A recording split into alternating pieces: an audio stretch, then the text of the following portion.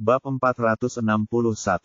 Apabila berpuluh-puluh orang di dalam bilik itu mendengar apa yang dikatakan oleh pengawal keselamatan kawasan perumahan itu, mereka semua memandang ke arah Sawyer dengan hina. Lebih-lebih lagi segelintir gadis yang memandangnya dengan pandangan meluat. Mereka tidak menyangka bahwa Sawyer, yang selama ini berpura-pura menjadi budak kaya di kampus, sebenarnya adalah seorang fakir yang layak diberi nama. Ibu Sawyer, yang dikatakan CEO syarikat tersenarai itu, ternyata seorang pembantu rumah yang bekerja di sebuah syarikat pengemasan. Encik Liddell, lihat jika ada barang berharga di dalam rumah yang hilang. Kami sekarang akan membawanya ke balai polis. Lain kali, kami akan menghantar seseorang untuk mengawasi pembantu rumah. Saya harap awak boleh jadi orang yang lebih besar di sini, kata pengawal keselamatan itu berhati-hati. Pada penghujung hari, mereka juga perlu mengambil tanggung jawab yang besar untuk perkara ini. Jika David mahu meneruskan ini, mereka mungkin kehilangan pekerjaan. Baiklah, saya tidak kehilangan apa-apa. Hantar sahaja dia ke balai dan kurung dia selama 2 hari untuk memberi pengajaran kepadanya, kata David bersahaja. Difahamkan, terima kasih Encik Liddell atas kemurahan hati Anda. Patutkah saya menghantar pelajar ini keluar? Tanya pengawal keselamatan itu sambil memandang belasan orang lain di dalam bilik itu. Tidak mengapa, awak patut bawa budak ni pergi dulu. Saya ada sesuatu nak tanya yang lain. Baiklah, selamat tinggal, Encik Liddell. Selepas pihak keselamatan berkata begitu, mereka berdua pergi bersama Sawyer. Bagaimanapun, selepas Sawyer mengambil 2 langkah, dia menoleh untuk menjeling David dan berkata, tunggu sahaja. Namun, yang menyapanya ialah tamparan daripada pengawal keselamatan itu. Tampar, apa yang Anda lihat? Saya akan mencungkil biji mata awak jika awak terus memandangnya. Kau tunggu saja, siapa yang Anda minta untuk menunggu? Apa tunggu lagi bergerak? Pengawal keselamatan itu menegur keras. Mereka tidak begitu baik kepada Sawyer seperti kepada David. Dia hanya seorang fakir, tetapi dia mahu tinggal di penthouse yang mewah. Dia bahkan berani membawa gadis lain kembali untuk bergaul. Pengawal keselamatan tidak berani memikirkan perkara ini. Sial, kita patut bawa dia pergi dan pukul dia untuk melepaskan kemarahan kita sebelum memutuskan perkara lain. Pengawal keselamatan segera pergi bersama Sawyer. Walau bagaimanapun, David merasakan bahwa kanak-kanak itu pastinya seseorang yang berbahaya jika dilihat dari tingkah lakunya. Matanya yang bertukar merah darah akibat silau, dan kesan niat membunuh.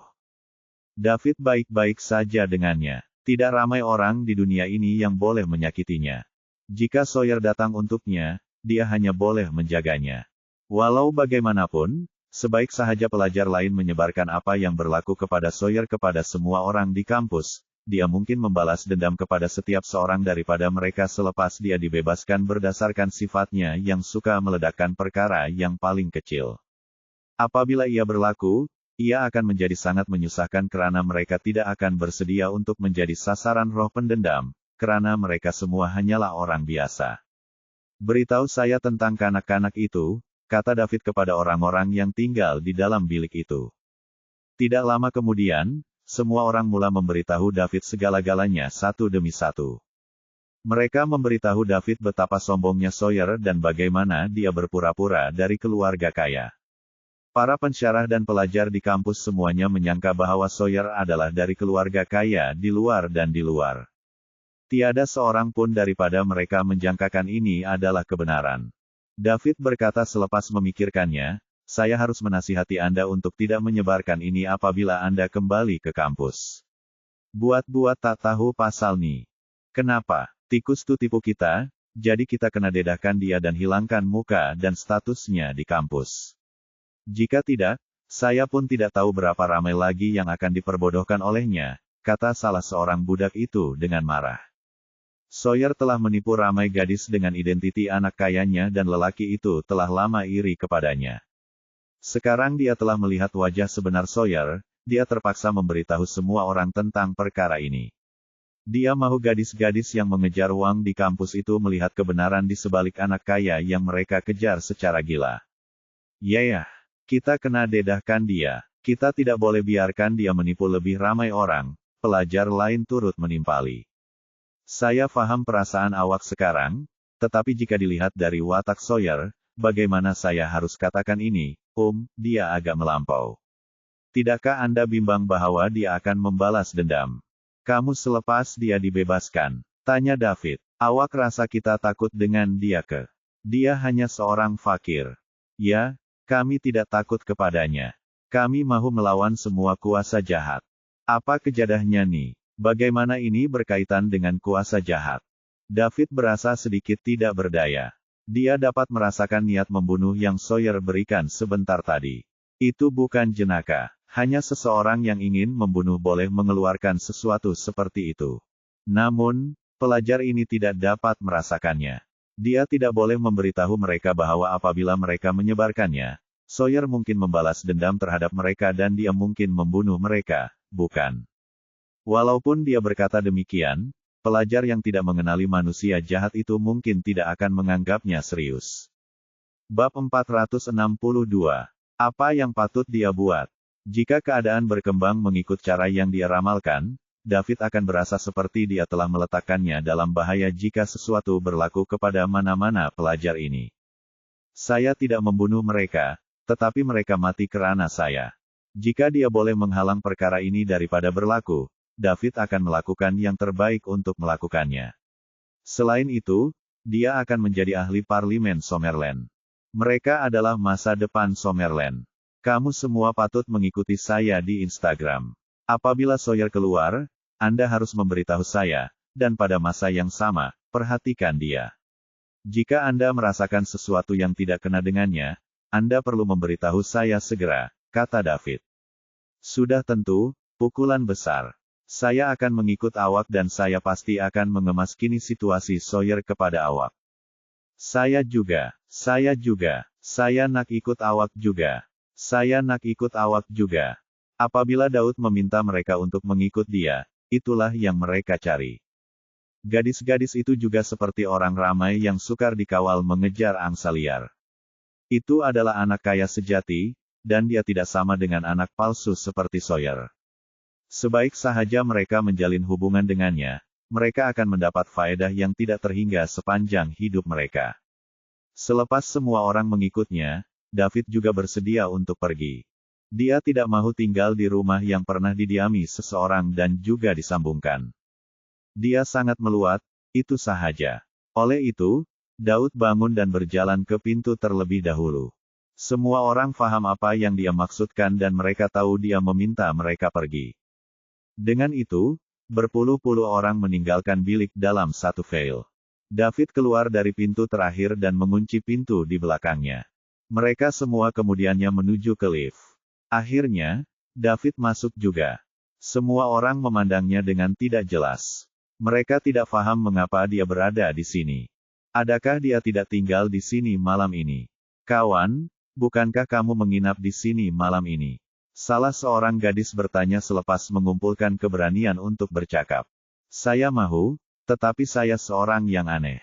Saya tidak biasa menggunakan sesuatu yang telah digunakan oleh orang lain. Saya hanya boleh tinggal di rumah lain, kata David. Apa yang awak akan lakukan dengan penthouse ini? Saya akan tinggalkan di sini buat sementara waktu. Jika saya tidak tahan, saya akan berikan sahaja. David tidak berasa apa-apa apabila dia berkata demikian. Dengan statusnya sekarang, penthouse bernilai ratusan juta bukanlah apa-apa baginya. Dia hanya akan memberikannya kepada sesiapa yang menyukainya. Dia membeli rumah ini ketika itu untuk mata yang mewah pula. Memandangkan dia sudah menggunakan mata yang mewah itu, rumah ini tidak penting baginya lagi. Namun, apabila pelajar yang baru masuk universiti mendengarnya, mereka semua merenung David dengan mata terbeliak dan rahang ternganga. Seberapa kaya dia perlu melakukan ini? Dia tidak mahu sebuah penthouse bernilai ratusan juta hanya karena seseorang tinggal di dalamnya. Mereka mahu menjadi kawannya. Mereka mahu dia memberikan pentosenya kepada mereka. Mereka mahu berkata, orang kaya, mari berkawan. Di dalam lift, kanak-kanak lelaki sedang melihat David dengan hati yang memanjakan manakala gadis-gadis memandangnya dengan bintang di mata mereka.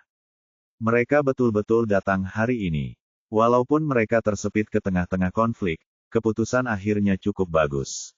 Mereka mengikuti pukulan besar dan, pada masa hadapan, mereka akan mempunyai peluang untuk menjalin hubungan dengannya. Ini adalah ganjaran terbesar untuk hari ini.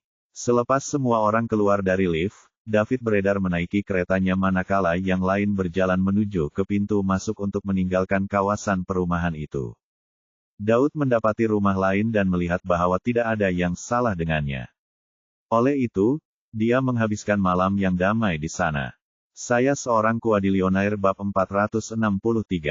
Keesokan harinya, David pergi ke rumah Celia pada awal pagi. Dia tiada apa-apa nak buat di ibu kota sekarang. Selepas dia menemani Celia selama 2 hari, dia akan bersiap untuk pulang ke wilayah Sungai Selatan dan kemudian ke Springfield. Dia mau berada di sana secara pribadi untuk mengarahkan semua orang membelanjakan uang. Walaupun dia membelanjakan banyak uang di banyak tempat sekarang dan mata mewahnya juga meningkat dengan cepat, ia tidak mencukupi. Matlamatnya juga bukan 10.000 mata mewah. Selepas fizikalnya menembusi, dia masih perlu menembusi penghalang kuasa mindanya. Sementara itu, dia masih perlu meneruskan peningkatan selepas kejayaan itu. Ini semua memerlukan banyak mata yang mewah. Perasaan mendesak David juga bertambah selepas perbualannya dengan Mason. Dia terpaksa berkembang ke tahap di mana dia boleh menghalang dan menakutkan semua kuasa sebelum Mason berlalu. Jika tidak, Summerland akan berada dalam bahaya. Pada masa yang sama David bersama Celia, Parlemen Summerland telah bersidang di ibu kota. 10 ahli Parlemen Summerland tidak lama kemudian tiba. Ketua staf di Summerland Mason Stefani. Timbalan Ketua staf di Summerland Abraham Jones, yang digelar God of War, mentadbir pasukan tempatan dan pasukan petugas khas. Timbalan Ketua Staf di Summerland, Deksuman, yang digelar God of Military, mentadbir jabatan tentara dan Falcon. Ketiga-tiga ini adalah semua penjaga dalam pangkat dewa. Pada masa itu, mereka adalah kuasa tempur tertinggi di permukaan Summerland. 7 ahli yang tinggal semuanya adalah tuan yang separuh jalan ke pangkat dewa dan semuanya menguruskan hal ehwal mereka sendiri. Di samping itu, 66 menteri kabinet wilayah dan 16 ketua komander dari tentara semuanya menyaksikan mesyuarat ini secara langsung. Mason duduk di kerusi utama. Mesyuarat ini diadakan hari ini karena ada pengumuman penting. Parlemen Summerland akan bertambah daripada 10 kepada 11 ahli mulai hari ini dan seterusnya. Sejurus Mason berkata demikian, 9 anggota lain yang duduk di situ, serta 65 menteri kabinet wilayah dan 16 ketua komander dari jabatan tentara yang menonton siaran langsung, terkejut. Ia adalah karena mereka tidak menerima apa-apa berita tentang sesuatu yang besar seperti menambah ahli baru. Pada masa itu, ini benar-benar mustahil. Hanya Cat, menteri kabinet wilayah Sungai Selatan, tenang. Dia telah mendengar Lukas menyebutnya beberapa hari lalu, jadi dia hanya merasakan bahwa ini sudah dijangka. Hanya Mason, Julia dan Lukas yang tahu tentang David sebagai wajah perak. Semua orang terkejut, tetapi mereka tidak mempersoalkannya. Ia adalah karena Mason adalah puncak Summerland hari ini. Walaupun ahli parlemen secara teknikal boleh mempersoalkannya, tiada siapa yang cukup bodoh untuk berbuat demikian. Sekarang setelah Mason mengumumkannya, ia telah pun disahkan. Tetapi karena status istimewa ahli ini, dia tidak akan hadir pada mesyuarat itu buat masa ini. Semua orang hanya perlu sadar tentang kewujudannya. Itu akan menjadi perkara pertama, dan sekarang, perkara kedua. Baru-baru ini, beberapa keluarga dan mazhab tersembunyi mula bergabung tenaga dengan keluarga besar untuk bersiap sedia keluar dari persembunyian. Saya tidak kisah tentang ini, tetapi ada sesuatu yang saya ambil berat, yaitu, Anda mesti mematuhi sistem Summerland selagi Anda berada dalam wilayahnya. Sekiranya berlaku pelanggaran, Anda akan dihukum mengikut keseriusan jenayah. Jika jenayah itu serius, maka jangan salahkan saya karena tidak bersikap mudah terhadap Anda. Saya tidak akan teragak-agak untuk mencabut seluruh keluarga awak jika saya terpaksa. Saya harap Anda boleh menyiasat pasangan Anda dengan jelas, apabila Anda bekerja sama dengan seseorang. Adalah lebih baik untuk tidak bekerja sama dengan keluarga dan mazhab yang mempunyai rekod jenayah. Kini, medan magnet masih berkembang, jadi saya harap semua orang akan mengambil langkah berjaga-jaga dan melindungi setiap inci tanah Summerland kita, sama ada luaran atau dalaman. Baiklah, itu sahaja yang saya ingin katakan hari ini. Sesiapa sahaja yang mempunyai apa-apa untuk dikatakan boleh bercakap sekarang. Mason berhenti bercakap selepas dia selesai. Seterusnya ucapan timbalan Ketua Staf Abraham dan Dek.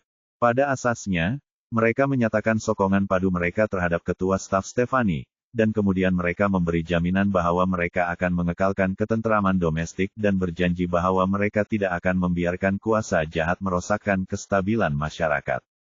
Ucapan 7 ahli yang lain adalah serupa. Pertemuan itu berlangsung kira-kira 2 jam. Sejurus pertemuan itu berakhir, Falconia menerima berita itu. Menambah ahli parlemen baharu merupakan masalah besar di Summerland. Tidak kira di mana ia berada, seseorang yang separuh jalan ke pangkat dewa sudah dianggap sebagai tuan. Summerland kini tiba-tiba menambah seorang ahli parlemen yang separuh jalan ke pangkat dewa, tetapi mereka tidak menerima sebarang berita tentang itu sama sekali sebelum ini. Ini bukan perkara yang baik. Kedua-dua empire telah bertempur secara terbuka dan rahasia selama beberapa dekad, dan kedua-dua pihak mempunyai akar yang mendalam dalam jabatan perisikan masing-masing. Hari ini, Summerland memasukkan seorang lagi ahli parlemen. Adakah akan ada lagi penjaga pangkat Tuhan yang datang entah dari mana suatu hari nanti? Ia membuatkan mereka berasa sedikit terkejut bahwa mereka telah memahami Summerland sepenuhnya. Sudah tentu ahli parlemen ini tidak muncul. Mereka merasakan bahwa ini mungkin bom asap yang dikeluarkan oleh Summerland untuk mengelirukan mereka dengan sengaja. Kini, kuasa penstabil Summerland, Mason, berada di ambang kematiannya, dan sebaik sahaja dia meninggal dunia, Falconia boleh bekerja sama dengan banyak kuasa lain untuk berkongsi kek besar ini yaitu Summerland. Apabila seorang lagi penjaga pangkat dewa memainkan peranan, maka akan ada lebih banyak pemboleh ubah. Mereka masih perlu memerhatikan perkara ini dengan teliti. Falconia adalah yang pertama menerima berita itu manakala pasukan lain turut menerima berita itu tidak lama kemudian. Di samping itu, banyak keluarga tersembunyi di Summerland telah menerima berita itu tidak lama selepas itu juga. Pada masa itu, kuasa asas di Summerland dan di luar negara telah mulai kacau karena David menyertai parlemen Summerland. Semua orang sedang menyiasat siapa ahli parlemen baharu di Summerland ini. Pada masa yang sama, mereka juga sedang menyiasat sama ada Summerland mempunyai lebih banyak tuan tersembunyi. Selain itu, kata-kata Mason juga melambatkan beberapa keluarga tersembunyi di Summerland daripada keluar dari persembunyian.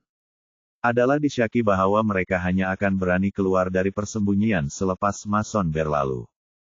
Prestige Mason bukan sahaja menghalang orang dari luar negara, tetapi juga banyak keluarga tersembunyi di Summerland. Mereka tidak berani keluar dari persembunyian semasa dia masih ada. Mereka telah menunggu sehingga Mason mencapai akhir hayatnya sebelum mereka berani muncul perlahan-lahan. Pada masa ini, David masih dalam perjalanan bersama Celia di ibu kota. Dia tidak tahu bahwa banyak kuasa di seluruh dunia sedang menyiasatnya. Jika dia tahu itu, Mason telah menolaknya ke mata ribut, dia mungkin tidak akan berada dalam mood untuk mengembara lagi. Mason juga tidak mempunyai pilihan. Summerland memerlukan sesuatu yang lain untuk menarik perhatian semua orang.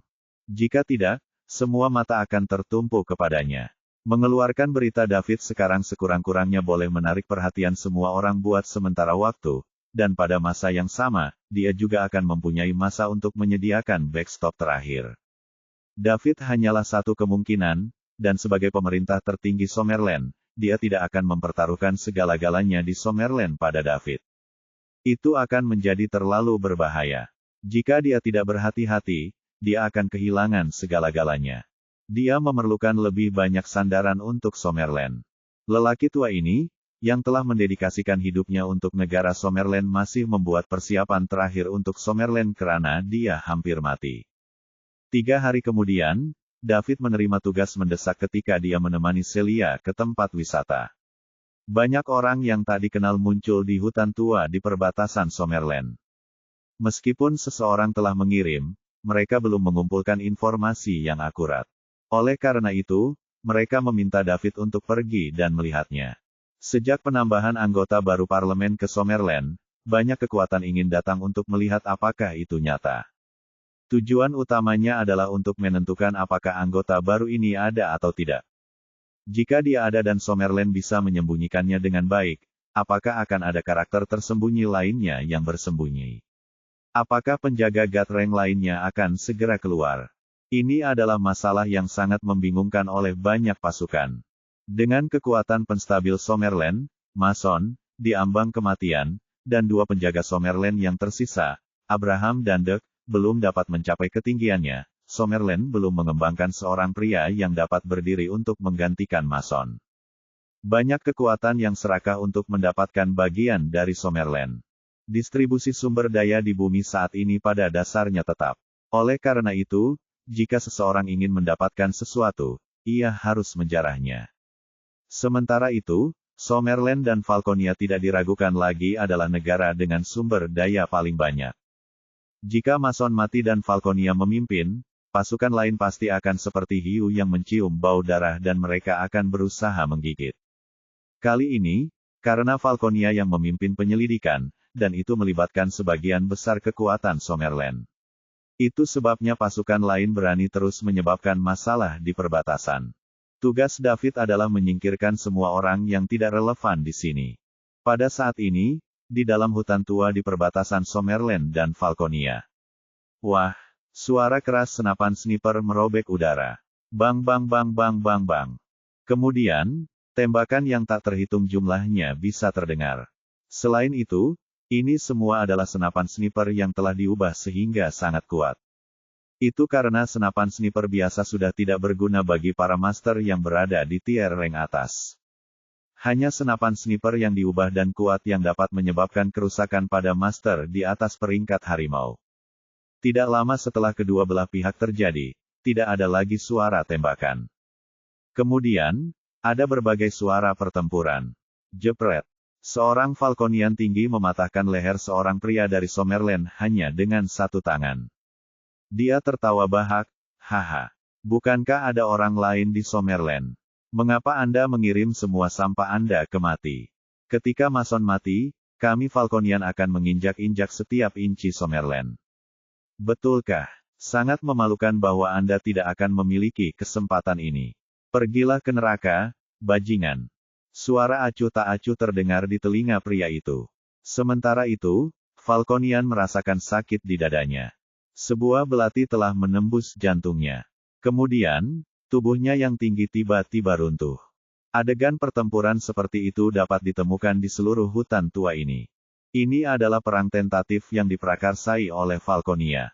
Selama bertahun-tahun, Falconia terkadang melancarkan perang kecil untuk menguji kekuatan Summerland.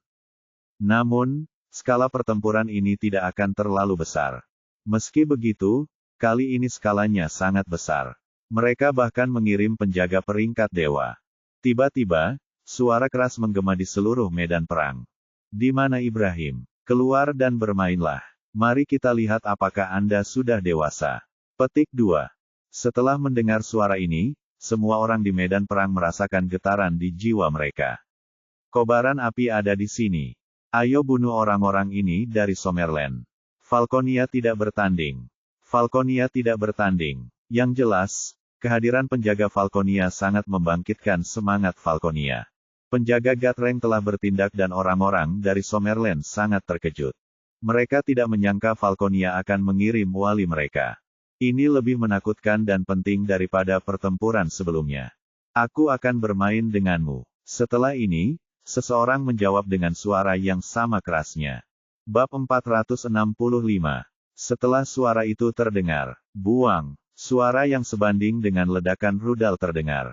Dampaknya besar membuat banyak orang hampir tidak bisa berdiri. Pohon-pohon dalam radius ratusan meter telah tumbang di mana kedua penjaga itu tiba. Serbuk gergaji yang jumlahnya tidak memenuhi udara. Kita harus ingat bahwa ini adalah hutan tua dan pohon-pohon di sini memiliki batang pohon yang selebar lengan manusia. Pertempuran para penjaga begitu menakutkan. Itu memang kekuatan tempur tertinggi di bumi. Itu sangat menakutkan. Semua orang di medan perang tercengang melihat pemandangan ini, termasuk setengah jalan menuju peringkat dewa yang sebelumnya terlibat dalam pertempuran. Ini adalah pertama kalinya mereka menyaksikan dua penjaga Gathering bertarung dalam jarak sedekat itu. Tidak buruk, Dek. Lagi, setelah satu pukulan, penjaga Falconia kembali meraung. Baiklah, seperti yang Anda inginkan, jawab Dek. Buang, suara keras lainnya. Segera setelah, bum-bum ledakan-ledakan booming. Suara keras yang tak terhitung jumlahnya di seluruh medan perang. Hampir semua orang di medan perang berhenti bertempur dan semua melihat dua penjaga yang bertempur di udara saat ini. Sebagai pertarungan antara pasukan tempur terkuat di bumi saat ini, pertarungan antara para penjaga bukanlah sesuatu yang sering disaksikan. Pertarungan semacam ini sangat berguna bagi para master yang setengah jalan ke peringkat dewa, karena mereka mungkin menerobos ke peringkat dewa dan menjadi penjaga sendiri setelah menontonnya. Buang, Blaze, penjaga Falconia, ditinju ke tanah oleh Dek. Dewa militer sangat tangguh. Dewa militer sangat tangguh. Dewa militer sangat tangguh. Semua orang dari Summerland memamerkan kegirangan setelah mereka melihat Blaze, penjaga Falconia, terlempar dari udara oleh pukulan dari Dek. Namun, Blaze muncul kembali di seberang Dek segera setelah itu. Keduanya hanya melayang di udara saling memandang. Begitu mereka memasuki peringkat dewa dan menjadi penjaga, udara seperti bumi datar bagi mereka. Dek, aku tidak menyangka kamu telah mencapai tahap ini. Sungguh luar biasa. Sangat menakutkan bahwa Anda tidak akan memiliki kesempatan untuk tumbuh lagi. Setelah Mason mati, Summerland akan diserang dari semua sisi. Jika Anda bergabung dengan kami di Falconia, Falconia akan terlihat lebih dekat dengan tujuan mendominasi dunia. Bagaimana keadaannya? Dengan bakat Anda, masih ada banyak ruang untuk berkembang, kata Blaze sambil memandang Dek di seberangnya. Dek memiliki banyak bakat. Dia belum berusia 50 tahun, namun dia jauh lebih kuat dari Blaze. Jika dia terus tumbuh, dia mungkin memiliki kesempatan untuk mencapai level Mason. Sayangnya, dia tidak punya kesempatan. Jika Blaze bisa bergabung dengan Falconia, dia akan sangat membantu rencana mereka untuk mendominasi dunia. Kamu terlalu banyak bicara omong kosong.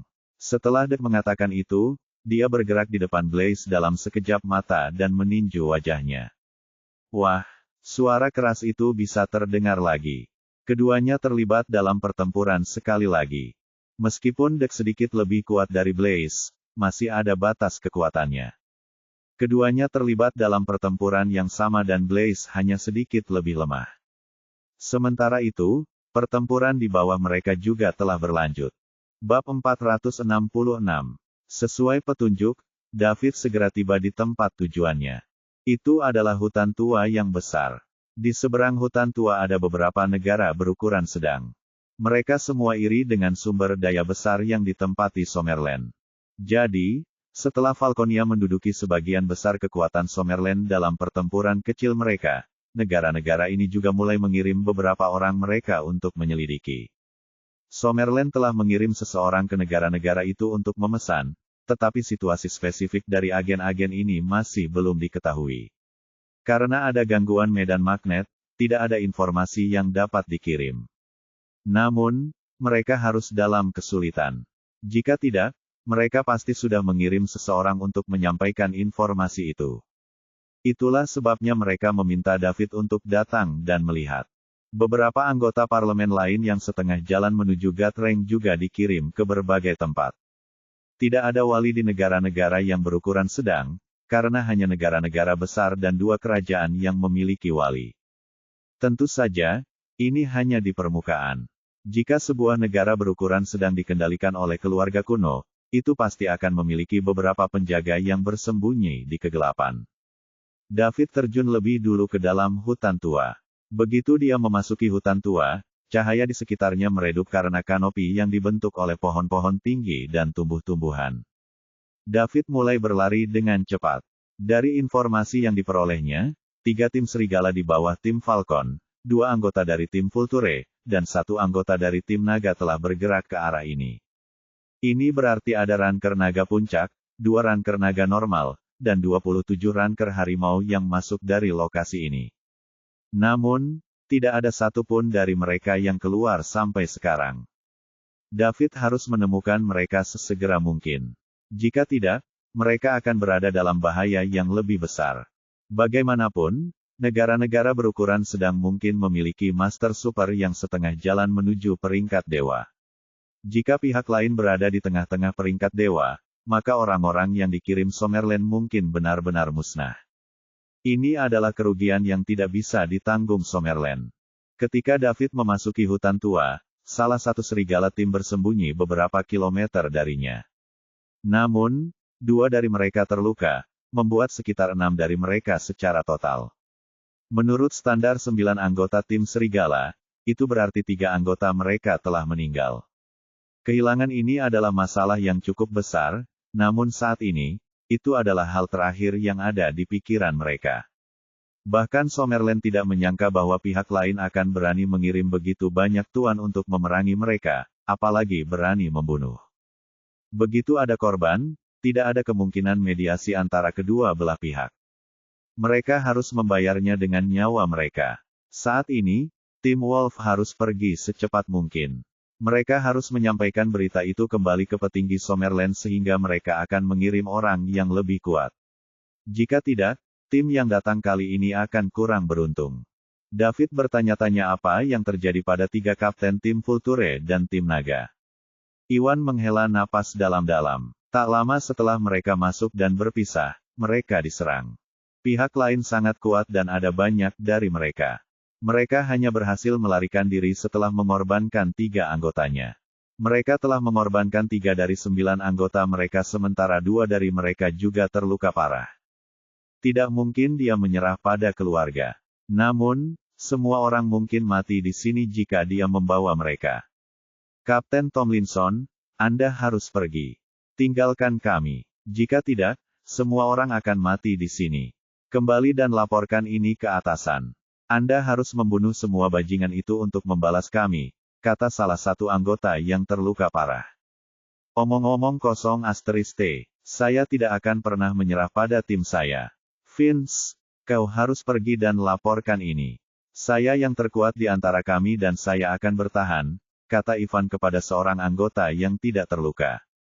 Kapten, aku menolak. Jika kita akan mati, kita harus mati bersama.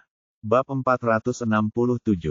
Tidak masalah jika kita mati, tetapi kamu harus mengirimkan informasi kembali, atau Summerland akan mengalami lebih banyak kerugian. Cepat, ini perintah. Ivan meraung keras. Berhentilah berlama-lama. Akan terlambat jika kamu tidak pergi sekarang. Saat Ivan selesai berbicara, suara bercanda memenuhi telinga semua orang. Sepertinya sudah terlambat bahkan jika kamu pergi sekarang. Apa yang harus kamu lakukan sekarang? Siapa itu? Siapa yang bicara? Ivan dan 4 rekan satu tim yang sehat dengan cepat berdiri dari tempat persembunyian mereka. Kemudian, mereka melihat 3 orang bertopeng berdiri di dahan pohon beberapa meter di atas mereka. Itu mereka. Ini adalah orang-orang bertopeng yang menyerang mereka sebentar. Kamu siapa? Kenapa kamu memakai topeng? Apakah Anda tidak ingin orang lain mengetahui siapa Anda? Atau apakah Anda ingin menyalahkan ini pada orang lain? Tanya Iwan. Apakah kamu mencoba membuat kami berbicara? Anda tidak memenuhi syarat untuk mengetahui identitas kami, kata pria bertopeng di sebelah kanan.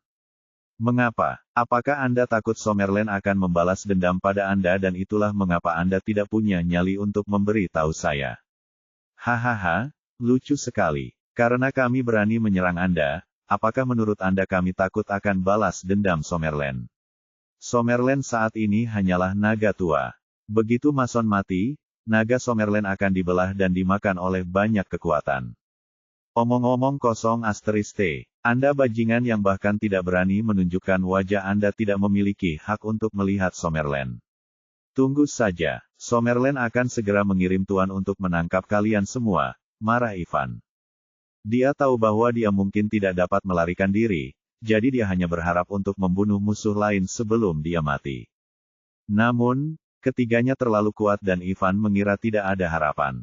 Saya suka membunuh musuh saya ketika mereka putus asa. Saya lupa memberitahu Anda bahwa para master dari Summerland semuanya bermaksud dengan serangan Falconia, jadi menurut Anda apakah mereka akan punya waktu untuk menunjukmu? Mati saja dalam keputusasaan dengan kepatuhan. Mengenai identitas kami adalah yang terbaik. Diam. Pria bertopeng di tengah segera berhenti. Ya, Pak, pria yang berbicara di atas menjawab dengan penuh hormat. Selesaikan secepat mungkin. Setelah kita selesai di sini, kita perlu bertemu dengan yang lain. Tinggalkan saja orang-orang yang dikirim oleh Summerland kali ini.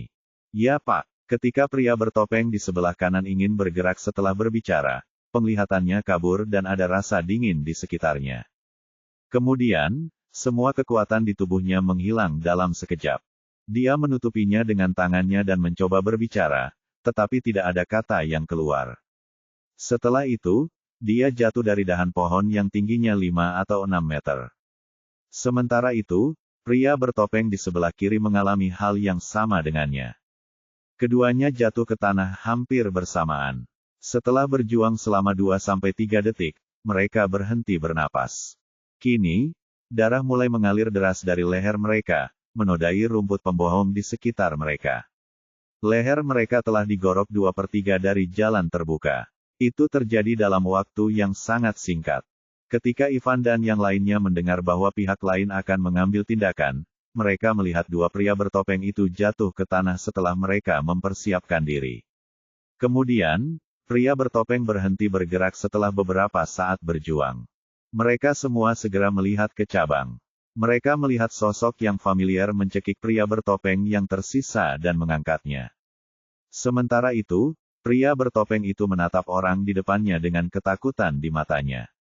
Dia adalah seorang ranker naga menengah tapi sekarang, dia bahkan tidak bisa melawan sebelum dia diturunkan oleh pihak lain. Dia bahkan tidak menyadarinya ketika pihak lain mendekati mereka. Pihak lain telah menyingkirkan dua tuan yang setengah jalan ke peringkat naga dalam sekejap mata dan sekarang, dia telah meletakkan pria bertopeng itu. Itu sangat cepat sehingga tidak bisa dipercaya. Sekarang, jika pihak lain hanya sedikit memperketat cengkeramannya, pria bertopeng itu juga akan pergi dari dunia yang indah ini seperti kedua rekannya yang baru saja jatuh. Tidak, dia tidak ingin mati. Dia adalah seorang ranker naga tengah yang sangat dihormati. Dia ingin terus menikmati hidup dan wanita cantik. Namun, pada saat ini, dia tidak bisa mengeluarkan suara dan dia bahkan tidak memiliki kesempatan untuk memohon belas kasihan. Bab 468. Orang yang datang itu jelas David. Pada saat ini, dia meraih leher pria bertopeng itu dengan satu tangan, melumpuhkannya. Ivan merasa bahwa orang yang menyelamatkan mereka tampak lebih kekeluargaan, tetapi untuk beberapa saat, dia tidak dapat mengingat siapa itu. Kapten Tomlinson, bukankah dia pekerja lepas dari keluarga kaya yang kita jemput terakhir kali? Tanya salah satu anggota tim. Pilih satu, tanya Iwan. Mereka telah mengambil banyak pekerja lepas yang berasal dari keluarga kaya, jadi bagaimana dia bisa mengingat yang mana? Orang yang mengalahkan kita semua. Ivan langsung ingat setelah pengingat ini. Seluruh penampilannya tersungkur ke tanah ketika mereka mengambil rekrutan ini terakhir kali, jadi bagaimana dia bisa lupa? Itu dia, orang ini sangat kuat. Sepertinya terakhir kali dia melawan kita, dia tidak menggunakan semua kekuatan yang sama sekali. David berdiri di dahan dan perlahan mencekik pria bertopeng itu. Kamu siapa? Berapa banyak orang yang datang kali ini dan apa kelebihan mereka? Apa tujuanmu datang ke sini? David bertanya. Dia terbang sepanjang jalan setelah memasuki hutan pertumbuhan tua sementara kekuatan pikirannya juga sangat ekstrim, jadi tidak butuh waktu lama untuk melihat seseorang yang dia kenal. Salah satu tim serigala bersembunyi di sini. Dua di antaranya juga mengalami luka parah. Ditambah lagi, ada 3 anggota lebih sedikit dari kali terakhir mereka menjemputnya. Mereka pasti telah mengorbankan hidup mereka. Meskipun David memiliki beberapa kesalahpahaman dengan kali terakhir mereka, jantungnya terbakar amarah pada saat itu. Ini adalah elit Summerland dan mereka mengorbankan hidup mereka untuk melindungi tanahnya. Mereka semua adalah pahlawan Summerland, dan mereka pantas mendapatkan rasa hormat dari semua orang di negara ini. Musuhnya adalah 3 pria bertopeng. Salah satunya adalah Mid Dragon Ranker sementara 2 lainnya setengah jalan ke Dragon Rank. Mereka sangat kuat, dan mereka sama sekali bukan orang yang bisa disaingi oleh tim serigala. Jelas, pihak lain datang dengan persiapan kali ini. Aduh. Namun, pria bertopeng itu dicekik dan dia tidak bisa berbicara bahkan jika dia mau. Saat ini, dia hanya bisa mengeluarkan suara rengekan. David tahu apa yang diinginkan pihak lain, jadi dia sedikit melonggarkannya.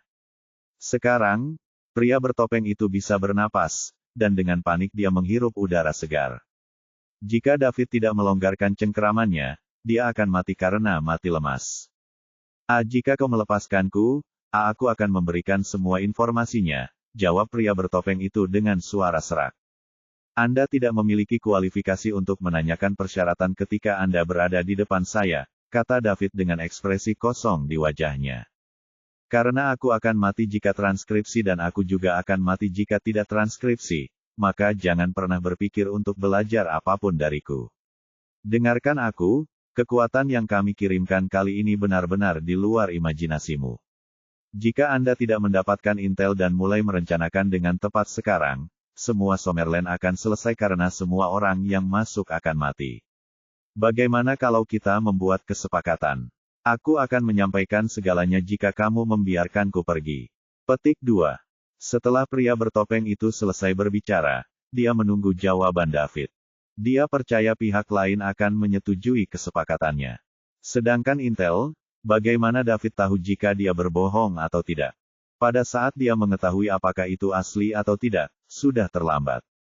Namun, apa yang dia dengar bukanlah David yang menyetujui kesepakatannya, melainkan merasa tercekik sekali lagi. Terlebih lagi, David mengerahkan lebih banyak kekuatan kali ini. Karena kamu tidak ingin memberitahuku, maka jangan. Menjadi persembahan pemakaman untuk para pahlawan yang mati di Summerland. Petik 2. Setelah David mengatakan itu, dia mengencangkan cengkeramannya. Retakan. Dia langsung mematahkan leher pria bertopeng itu. Pria bertopeng itu juga menatap David dengan ketakutan di matanya. Dia tidak bisa mengerti mengapa Summerland ini lebih suka membunuh daripada mendapatkan intel. Ini di luar ekspektasinya. Jika tidak, dia tidak akan berani berbicara kepada David. Namun, waktu tidak bisa diputar kembali. Saat terjadi dipatahkan, dia diatur untuk mengikuti dua pria bertopeng lainnya dalam perjalanan untuk menjadi persembahan pemakaman bagi para pahlawan Summerland yang mati. David dengan santai membuang mayatnya, melompat turun dari dahan, dan mendarat di tanah dengan lembut. Kapten Tomlinson, lama tidak bertemu, kata David. David, ini kamu. Saya sangat menyesal tentang yang terakhir kali, kata Ivan dengan hormat. Kekuatan David berada di luar imajinasinya. Yang lebih konyol lagi adalah dia mengira David adalah anak dari keluarga bangsawan yang hanya ingin masuk karena hak membual. Tolong jangan dimasukkan ke hati, Kapten Tomlinson. Seharusnya aku yang meminta maaf atas apa yang terjadi. Seharusnya aku tidak terlalu keras padamu, kata David. Ini semua adalah orang-orang yang mempertaruhkan nyawa mereka untuk Summerland, dan dia memang terlalu keras pada kali terakhir mereka. Sekarang sepertinya dia masih muda. David, berapa banyak orang yang kamu bawa kali ini? Ivan berhenti membelah rambut tentang apa yang terjadi terakhir kali. Situasi yang dihadapi jauh lebih mendesak. Hanya aku, jawab David. David, kali ini semuanya telah melebihi harapan. Musuh sangat kuat sehingga Anda harus pergi dan melapor ke atasan, kata Ivan cemas. Dia awalnya berpikir bahwa karena seseorang telah keluar untuk melaporkan situasi tersebut, para petinggi dari Summerland akan mengatur pasukan untuk mendukung mereka setelah keadaannya. Tanpa diduga, hanya David yang diutus. Meskipun David hebat, pada usia yang begitu muda, tidak peduli seberapa kuat dia, masih ada batasan kekuatannya. Musuh mereka kali ini tidak lemah, dan mereka jelas menargetkan Summerland. Mereka harus melaporkan ini kepada atasan sesegera mungkin sehingga mereka akan mengirim orang yang lebih kuat lagi. Jika tidak, semua orang yang memasuki hutan kali ini akan berada dalam bahaya. Kapten Tomlinson, Anda harus pergi dengan yang terluka. Aku akan pergi mencari yang lain. David, jangan impulsif. Musuh sudah datang kali ini jadi kita harus melaporkannya ke atasan dulu. Para petinggi sudah mengetahui masalah ini, jadi mereka meminta saya untuk datang ke sini untuk mencari tahu lebih banyak. Jangan khawatir, saya tidak akan bertindak impulsif. Kapten Tomlinson, Anda harus pergi dengan yang terluka dulu. Jika tidak, akan merepotkan jika Anda menunda perawatan mereka. Petik 2. Ivan menyarankan dan berkata, baiklah, hati-hati. Saya akan pergi dan melaporkan ini ke atasan. Mereka harus segera mengirim beberapa orang ke sini. Anda harus berhati-hati. Saya sampai. Pergi sekarang. Langsung dari sini, dan dalam jarak sekitar 5 hingga 6 kilometer, Anda akan melihat titik jalan.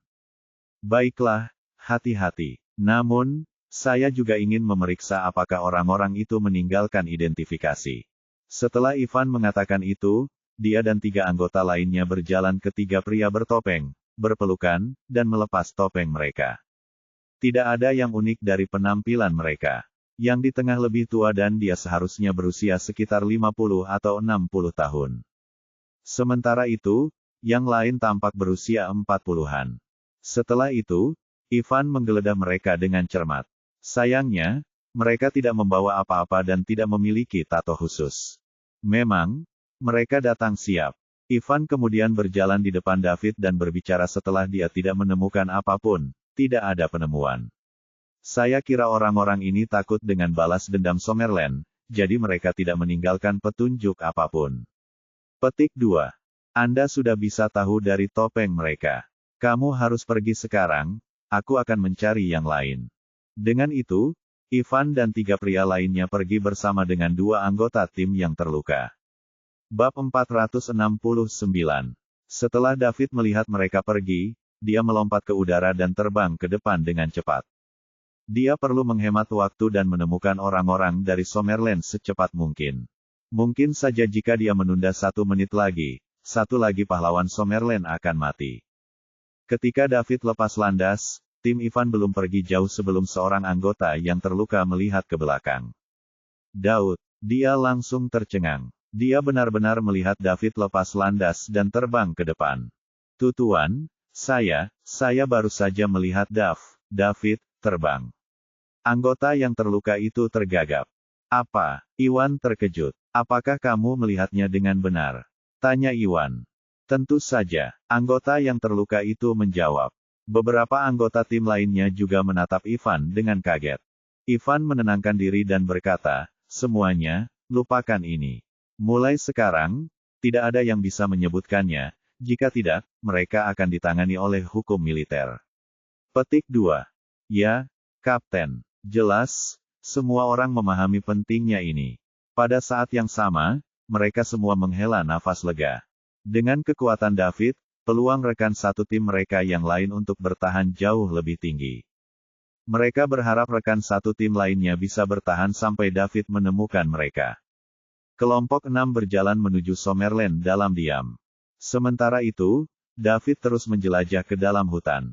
Kekuatan pikiran juga menyebar secara maksimal. Setelah beberapa saat, dia masih belum bisa merasakan ada orang yang hidup di sekitarnya. Lebih dari kumpulan mayat yang diletakkan secara sporadis. Kebanyakan dari mereka adalah anggota tim serigala di bawah Falcon di Summerland. Sebaliknya, hanya ada 4 atau 5 orang yang bertopeng. David juga sangat takut. Pada saat ini, sistem David memunculkan pesan secara otomatis. Pesan yang mencoba mengganggu tuan rumah telah terdeteksi. Apakah Anda ingin menahannya secara paksa? David sedikit bingung, namun dia tetap memilih untuk tidak menginginkannya. Setelah itu, ponsel David berdering. David mengeluarkan ponselnya dan melihatnya. Itu pesan dari Celia. Celia, David, apa yang kamu lakukan? Di mana kita akan bermain besok? David mengirim SMS kembali saat dia sedang bepergian. David, Celia, saya tidak bebas 2 hari ini. Saya akan pergi dan menemukan Anda dalam waktu 2 hari setelah saya selesai bekerja. Celia, oke, aku akan menunggumu. David kemudian memasukkan kembali ponselnya ke dalam saku. Dia tidak punya waktu untuk menjepitnya dengan Celia. Masih banyak orang yang menunggunya untuk menyelamatkan mereka. Namun, tepat ketika dia akan pergi, David bergidik. Apakah mereka tidak mengatakan bahwa jika ada gangguan magnetik, dan semua sinyal radio akan diblokir? Bagaimana dia masih bisa menerima informasi itu? Ketika sistem mengatakan bahwa itu dapat menerima pesan secara paksa, apakah itu berarti pesan Celia? Jika ini benar, apakah itu berarti sistem dapat secara paksa menerobos gangguan medan magnet untuk mengirimkan informasi? Ini terlalu penting. David dengan cepat mengeluarkan ponselnya dan menelepon Celia. Tak lama kemudian, panggilan tersambung. Setelah berbincang santai dengan Celia, David menutup telepon. Berhasil. Jadi mungkinkah membangun jaringan global dan mengendalikannya dengan sistem? Bab 470. Melalui ini, saya bisa mengabaikan gangguan medan magnet. Di planet dengan medan magnet yang semakin berkembang, jaringan seperti itu dapat mengambil alih pasar dengan cepat. Pada saat itu, dia akan dapat mengendalikan seluruh jaringan di dunia. Jadi, apakah semua orang di jaringan tidak perlu mendengarkannya? Dia akan menjadi dewa jaringan dunia. Dia masih perlu menguji apakah sistem dapat mendukung beban sebesar itu. Namun, sekarang bukan waktunya untuk memikirkan hal itu. Dia hanya akan khawatir tentang hal itu setelah tugas ini selesai. David terus bergerak maju dengan cepat. Namun, kali ini, alih-alih langsung maju, dia memperluas jangkauan pencariannya dan bergerak maju dalam rute berbentuk S. Jika seseorang berkelahi, kekuatan pikiran David pasti bisa mendeteksi mereka.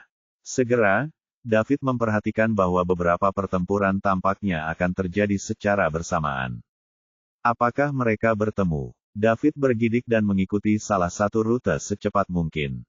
Sementara itu, di ujung rute yang dilalui David, kedua belah pihak saling bertarung. Satu sisi adalah orang-orang dari Summerland, yang hanya memiliki sekitar 10 orang yang tersisa. Pemimpin mereka adalah Naga 7, anggota dari organisasi paling misterius di Summerland, Tim Naga. Pihak lain semuanya mengenakan topeng yang sama, terdiri dari sekitar 20 atau 30 orang. Pemimpin mereka adalah 3 pria bertopeng. Siapa kamu? Adalah masalah besar untuk mengirim 3 peringkat teratas naga untuk menyerang Summerland. Dragon Seven menahan rasa sakit yang parah di tubuhnya dan bertanya. Baru saja, dia memblokir 3 peringkat naga puncak sendiri untuk melindungi pengungsi yang lain. Saat ini, dia terluka parah. Jika bukan karena fakta bahwa mereka bertiga takut mereka akan membuatnya marah dan dia akan melakukan serangan balik sambil mengorbankan hidupnya sendiri, Naga 7 mungkin sudah mati sejak lama. 3 peringkat terbaik naga semuanya takut terluka, jadi mereka hanya mengadopsi kebijakan untuk membuang waktu. Naga 7 tetap terluka parah dan dia tidak bisa melarikan diri jauh, jadi mereka hanya akan mengikuti di belakangnya. Dragon Seven berlari sebentar tetapi mungkin merasa bahwa dia tidak dapat melarikan diri, jadi dia berhenti berlari dan memutuskan untuk tetap tinggal dan bertarung. Dia bahkan mungkin membuat pihak lain membayar. Jika dia terus melarikan diri, dia mungkin tidak bisa menahannya lebih lama bahkan jika pihak lain tidak melakukan apa-apa. Summerland sudah berada di ambang kehancuran.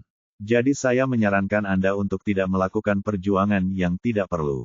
Anda mungkin masih bisa bertahan jika Anda menyerah. Siapa kita? Kamu tidak berhak tahu, jawab pria bertopeng itu. Kalian semua mengira Tuan Tua Stefani akan mati, jadi kalian keluar untuk mengambil bagian dari kue itu. Bagaimana Anda tahu bahwa ini bukan permainan yang dibuat oleh Summerland untuk membuat Anda merasakan obat Anda? Mengenai identitas Anda, saya sudah menebak siapa Anda. Dragon Seven menahan sakit rasa dan berkata sambil menyebarkan. Itu tidak mungkin. 3 pria bertopeng yang memimpin berseru pada saat yang sama. Menurut catatan, Mason hampir berusia 130 tahun, dan dia sudah menjadi orang yang paling lama hidup di bumi. Semua fungsi fisiknya telah jatuh ke titik terendah, dan sulit untuk mengatakan apakah dia masih memiliki kemampuan bertarung. Tidak mungkin dia masih ingin menyatakan semua kekuatan utama, kata salah satu pria bertopeng setelah menenangkan dirinya. Begitukah? Lalu kenapa kamu tidak berani menunjukkan wajah aslimu? Anda hanya takut balas dendam Summerland. Saat ini, Summerland sangat ahli dalam menggunakan medan magnet. Fungsi tubuh manusia dapat diperluas di bawah medan magnet yang kuat. Semakin kuat medan magnet, semakin lama akan bertahan. Tidakkah kamu tahu ini? Naga 7 berkata. Apa? Ketiganya terkejut. Meskipun apa yang dikatakan Naga 7 sangat tidak mungkin, itu tidak sepenuhnya mustahil. Penggunaan medan magnet sedang dipelajari oleh semua kekuatan di seluruh dunia.